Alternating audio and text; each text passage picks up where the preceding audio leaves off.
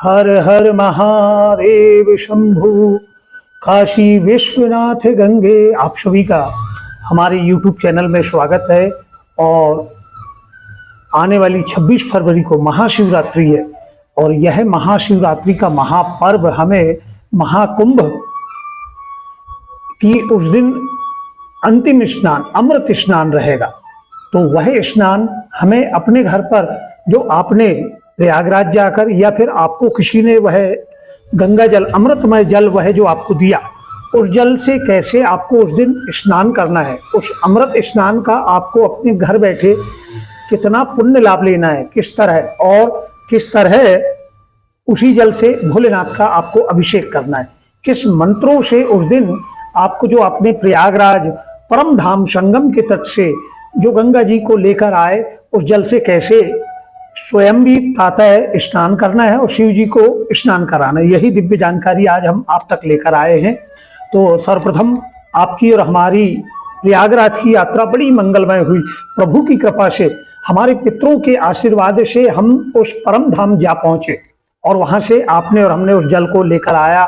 बड़े मन भाव से जो बन सकी भक्ति भाव श्रद्धा भाव से अपने पूजन स्थान में रख के हमने और आपने पूजन किया। अब शिवरात्रि के दिन उस दिन श्रवण नक्षत्र रहेगा, बुधवासरे है और प्रातःकालीन बेला में तो त्रयोदश तिथि ही रहेगी। तो ब्रह्म मुहूर्त में आप जब स्नान करते हैं तो अक्सर ये होता है कि लोग बाग स्नान वाला जो आपका पानी है एक बाल्टी में है या गंजे में है जिससे आप स्नान करते हो, उसमें आप पानी भर लेते हो और फिर ऊपर से गंगा जल डालते हो। तो ऐसा आप कदापि ना करें।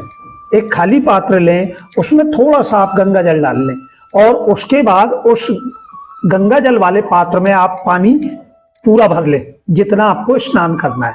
तो इस तरह से वह उस जल की पवित्रता बहुत बढ़ जाती है।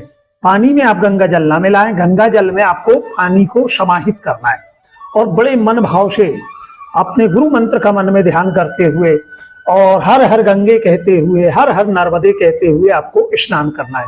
और मन में ऐसे भाव हों कि आज का यह महाकुंभ 144 वर्षों के बाद में संपूर्ण कुंभ का आज अंतिम स्नान मेरे द्वारा मैं कर रहा हूं। स्नान करने के बाद एक तांबे के लोटे में थोड़ा सा फिर आप गंगा जल डालें और फिर पानी भर लें और उदित सूर्य को आप सूर्य भगवान को जल अर्पण करें। गुरु मंत्र का जाप करते हुए तुलसी वृंदावन में या मुख होके या कोई गमले में कि वह जल नीचे ना गिरे, किसी पात्र में एकत्रित हो जाए। उस जल को उठा के आप फिर कोई पेड़ पौधे में आप डाल दें, वह पैरों में ना पड़े जो आपने सूर्य भगवान को जल अर्पण किया। अब आपको शिवालय जाना है क्योंकि इस दिन प्रभु की भोलेनाथ की महाशिवरात्रि है। या फिर घर पर ही आप जब शाम के समय में प्रदोषकालीन बेला में जब 4 पहर का आप पूजन करेंगे तो हर पहर आप यह गंगा जली से प्रभु का स्नान कर सकते हैं। और विधि वही रहेगी।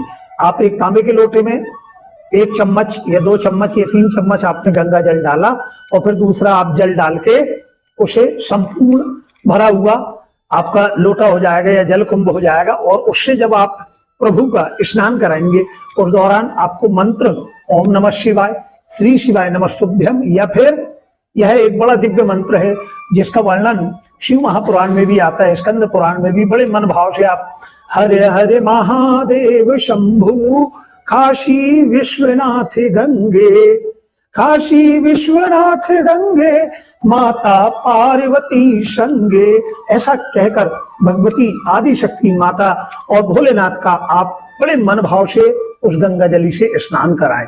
मन में श्री राम जय जय राम इस महामंत्र का भी आप जप कर सकते हैं। और विशेष बात, जब आप वह गंगा जल से प्रभु का स्नान करें तो एक कोई खाली पात्र आप जलहरी में जहां से जल बाहर जा रहा है वहां से उसे एकत्रित भी कर लें और उस जल को लाकर अपने पूरे घर में छिड़काव करें। अगर वह शिव जी नर्मदेश्वर शिव जी है, नर्मदेश्वर शिवलिंग है, तो उस जल का आप सभी आचमन भी कर सकते हैं। अकाल मृत्यु हरणम सर्व व्याधि विनाशनम, प्रभु का यह अमृतमय जल नर्मदेश्वर महादेव का हमारे जीवन की परेशानियों को कष्टों को दूर करते हैं, रोगों को दूर करते हैं। शिव जी की पूजन अनंत फलदायी है। जैसा कि वर्णन बड़ा सुंदर शिव महापुराण में है, स्कंद पुराण में है कि कोई मनुष्य साल भर प्रभु के मंदिर ना जाए, उनका पूजन अर्चन ना करे, लेकिन वो है महाशिवरात्रि को प्रभु का दिव्य पूजन अर्चन कर ले तो पूरे वर्ष भर पूजन का उसे फल प्राप्त हो जाता है। तो आप सभी से हमारा आग्रह रहेगा कि महाशिवरात्रि के महापर्व पर आपको महाकुंभ निमित्त अपने घर पर ही यह अमृतमय स्नान प्रातः की वेला में करना है।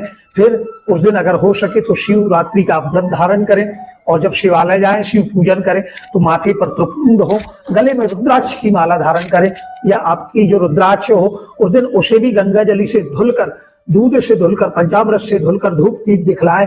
और जितने मुखी आपने रुद्राक्ष धारण करे हो, 3 मुखी है, 5 मुखी है, 7 मुखी है, तो उन्हें आप चाहो तो उस दिन भी शिव जी के वहां समुख रख के उन्हें आप जागृत कर सकते हैं। 108 अक्षित उनके मंत्रों का प्रयोग करते हुए पूरी एक मुख से लेकर 14 मुख रुद्राक्ष के अलग अलग मंत्र शिव महापुराण में दिए गए हैं। जिस मन भाव से आप जो रुद्राक्ष धारण करते हो उसे आप उन्हें उस दिन जागृत कर सकते हैं। अगर आप हमसे कमेंट बॉक्स में जुड़कर कोई मंत्र इसमें जानना चाहें तो आपका स्वागत है। यह दिव्य जानकारी आपको कैसे लगी और आप अगर पसंद आई हो तो आप हमारे इस चैनल को सब्सक्राइब भी करें, लाइक भी करें और अपने सुझाव भी भेजें और लोगों तक यह दिव्य जानकारी आप अवश्य भेजें। हर हर महादेव शंभु।